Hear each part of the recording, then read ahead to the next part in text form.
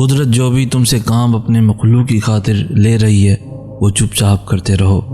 تم اگر کسی کے لیے باعث آسانی بنو گے تو تمہارے لیے بھی آسانیاں پیدا کر دی جائیں گی، اور ایک دن تم اپنے حصے کے معجزے حاصل کر لو گے۔ تمہیں یوں ہر بار یقین آ جانا، تمہارے دل میں ہر بار امید کا آ جانا، اور پھر تمہارا دعائیں مانگنا اس بات کی دلیل ہے کہ اللہ کے در سے مدد جلد تم تک پہنچے گی، معجزات کی صورت میں۔ جب اللہ آپ کا نصیب لکھتا ہے تو اس نصیب میں یہ بھی لکھتا ہے کہ اس تقدیر کو میرے بندے کی دعاؤں کے سوا کوئی بھی نہیں بدل سکتا۔ ہم اکثر یہ سوچ کر پریشان ہوتے رہتے ہیں کہ اگر ہمارا مانگا ہوا کسی اور کو مل گیا تو پھر کیا ہوگا، حالانکہ اللہ تو پہلے سے ہی سب طے کر چکا ہے، یہ بھی کہ آپ کو آپ کے نصیب سے کیا ملنا ہے، اور یہ بھی کہ کن دعاؤں نے آپ کے دل کا حصہ بن کر آپ کا نصیب بدلنا ہے۔ تو پھر آپ کیوں ان وسوسوں میں پھنسے ہوئے ہو کہ کہیں دنیا ہم سے ہماری چاہت چھین نہ لے؟ آپ کی دعاؤں کا محافظ تو اللہ ہے، اور اس کی حفاظت میں کسی کا لکھا ہوا کسی دوسرے کو کبھی نہیں مل سکتا۔ جو بھلائی اللہ نے آپ تک بھیجنی ہے وہ آپ تک ہر حال میں پہنچ کر ہی رہے گی۔ جو معجزے اللہ نے آپ کے لیے مقرر کیے ہیں وہ معجزے ہو کر ہی رہیں گے۔ کوئی بھی اس ہونے کو نہیں ٹال سکتا سوائے اللہ کے۔ جس پر اللہ نے ہمارے لیے پہرے بٹھا رکھے ہیں اسے ہم سے کوئی بھی نہیں چھین سکتا، کوئی بھی نہیں۔ یہ جو زندگی کی ٹھوکریں ہوتی ہیں نا، یہ رب کی طرف سے بلاوے کا پیغام لے کر آتی ہیں۔ آپ نے دیکھا ہوگا ہم اپنی غفلت سے بھری زندگی میں حقیقت سے بے خبر جی رہے ہوتے ہیں، ایک دم سے ایسی ٹھوکر لگتی ہے کہ ہمارے پاس سجدے میں گرنے کے علاوہ کوئی راستہ نہیں بچتا۔ یہ ٹھوکر دراصل وہ الارم ہوتی ہے جو ہمیں جگانے آتی ہے، جو ہمیں اپنی سمت کے متعلق آگاہ کرتی ہے، ہمیں رب کے حضور لا کر پیش کر دیتی ہے۔ ٹھوکر کے بعد مرہم ملتا ہے، سکون ملتا ہے۔ وہ جو رب ہے نا، وہ اپنے بندوں کے لیے ٹھوکر میں بھی خیر بانٹے ہوئے ہے۔ زندگی کی نشیب و فراز میں کبھی بھی خود کو اکیلے مت سمجھنا، وہ اللہ تمہیں ہر ٹھوکر پر تھام لے گا، اور اس کے تھامنے کے بعد تمہیں کسی سہارے کی ضرورت ہی نہیں رہے گی۔ اللہ قرآن پاک میں فرماتا ہے کہ یقیناً تمہارے اس غم کا انجام آغاز سے بہتر ہوگا۔ پھر کیوں تھک گئے ہو، کیوں راہ میں ہی رک گئے ہو، کیوں خود کو ان غموں تک ہی محدود کر لیا ہے، کیوں دعا نہیں کرتے ہو؟ اللہ نے خود تم سے وعدہ کیا ہے کہ اگر ثابت قدم رہو گے اور اللہ پر یقین رکھو گے تو ہر کہانی کا اختتام پرسکون ہوگا۔ اس غم کا آغاز جیسے بھی ہوا، جس سے بھی ہوا، مگر اس کا اختتام بہت پرسکون ہوگا۔ یہ جو طوفان تمہارے سینے میں اٹھتا ہے یہ بھی مدھم پڑ جائے گا۔ جو یاد تمہیں سونے نہیں دیتی اسے تمہارے دل سے مٹا دیا جائے گا۔ جو تمہیں چاہیے وہی تمہیں دے دیا جائے گا، جو بہتر نہیں اسے بہتر بنا دیا جائے گا، اور جو چھوڑ گیا اس کے بدلے تمہیں اس سے بھی بہتر عطا کر دیا جائے گا۔ پھر کیوں شک کر رہے ہو؟ اپنے رب کی رحمت پر بھروسہ رکھو، اب جو ہوگا انشاءاللہ بہت بہترین ہوگا۔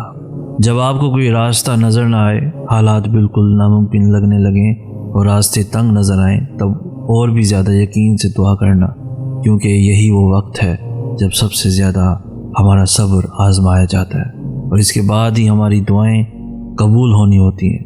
اور ہم نے جیسے باقی امتحان پاس کر لیے، اسی طرح اس امتحان میں بھی کامیاب ہونا اللہ پر توکل کے سبب ہے۔ اللہ سے زیادہ کون سمجھتا ہوگا بندے کے دکھوں کو؟ وہ خالق اپنی تخلیق کی ہر ایک نس سے واقف ہے۔ اتنا تو مانتے ہو نا؟ اگر جانتا ہے تو پھر اس نے شراب کو حرام کیوں کیا؟ وہ جانتا ہے کہ میرا بندہ کن اذیتوں سے گزرے گا، پھر بھی اس نے نہیں کہا کہ تھوڑی سی پی لینا غم بھلانے کو؟ کیوں نہیں کہا اس نے؟ کیوں نہیں کہا اس نے کہ جب تک نکاح نہیں ہوتا تب تک کسی بھی عورت سے عارضی تعلقات بنا لینا زنا کو حرام کیوں کہہ دیا اس نے؟ خدا بہترین سراہنے والا ہے حسن کو، لیکن اس نے غیر عورت کے جسم دیکھنا اور سراہنا حرام کیوں کہہ دیا؟ کہ اس نے کہا کہ آنکھوں میں آگ بھری جائے گی؟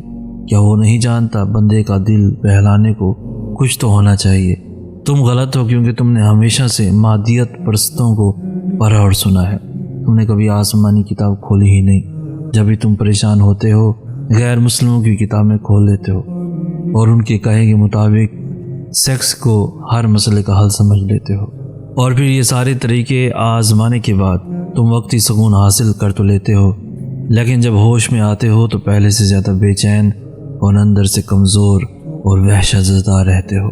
کیا تم نے کبھی پریشانی کے عالم میں قرآن کھولا ہے جو تمہیں بتائے کہ تمہارے دکھوں کا ایک بہترین حل موجود ہے، جو تمہیں بتائے کہ تم بے چین اور پریشان کیوں رہتے ہو، جو تمہیں بتائے کہ تم اکیلے نہیں ہو، جو تمہیں بتائے کہ تمہیں اندر سے سمجھنے والی صرف ایک ذات اللہ ہے۔ اپنے اندر یقین کو مضبوط کرو، اور خالی سمجھنا کچھ نہیں ہوتا، بات ماننے کی صلاحیت پیدا کرو۔ اور ہم لوگ اتنے غافل ہو گئے ہیں کہ دن میں 5 مرتبہ کامیابی سے منہ موڑتے ہیں، اللہ کے بلاوے کو ترک کرتے ہیں۔ ہاں، ہمارے پاس دنیا کے کاموں کے لیے تو بہت وقت ہے، دوستوں سے ملنے کے لیے، رشتہ داروں سے ملنے کے لیے وقت ہے، لیکن اللہ تعالیٰ سے ملاقات کا وقت نہیں ہے۔ دنیا کی کامیابی کے لیے ہم لوگ صبح جلدی بھی اٹھ جائیں گے، کالج، یونیورسٹی، دفتر جانے کے لیے ہم لوگ الارم لگا کر فوراً اٹھ جائیں گے۔ کیوں؟ کیونکہ ہمیں کچھ بننا ہے، ہمیں کامیاب ہونا ہے، لیکن آخرت کی کامیابی کے لیے ہم فجر کی نماز کے لیے نہیں اٹھ سکتے۔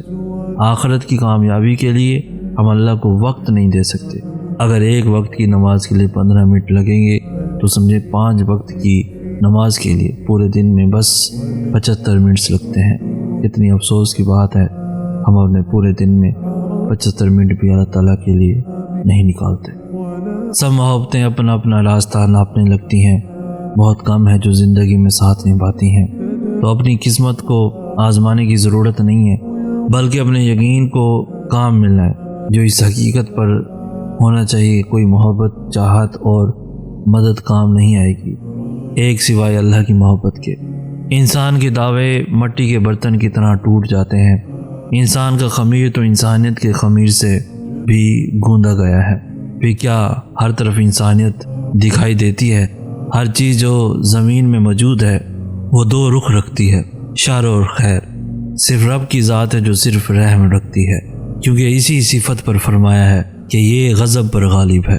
ایک کائنات کا رب ہے جو رحم کرنے کا کہتا ہے تو رحم کرتا ہے، وہ انصاف کا وعدہ کرتا ہے تو خالص انصاف کرتا ہے، وہ انعام کا وعدہ کرتا ہے تو انعام سے نوازتا ہے۔ اس کے علاوہ نہ کسی کا وعدہ سچا ہے، نہ چاہت اور نہ ہی مدد۔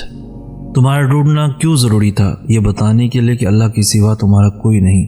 تم جس سے بھی اللہ سے بڑھ کر امید لگاتے ہو اسی کے ہاتھوں توڑے جاتے ہو، کیونکہ قرآن کبھی جھوٹ نہیں کہتا اور مکری کے جالوں سے بھی زیادہ کمزور ہوتے ہیں یہ دنیا کے سہارے۔ بس تمہیں توڑنے کا مقصد تکلیف میں مبتلا کرنا نہیں، بلکہ اپنے رب کی پہچان کروانا ہوتا ہے، اور جب تم اپنے رب کی پہچان کر لیتے ہو تب تم اس کی رضا میں راضی رہنا بھی سیکھ لیتے ہو۔ پھر وہ رب اپنی رضا میں راضی رہنے والوں کی رضا بھی کبھی ادھوری نہیں رہنے دیتا۔ بس پھر وقت کو تھوڑا وقت دو، چیزیں واپس اپنی جگہ پر آ ہی جاتی ہیں۔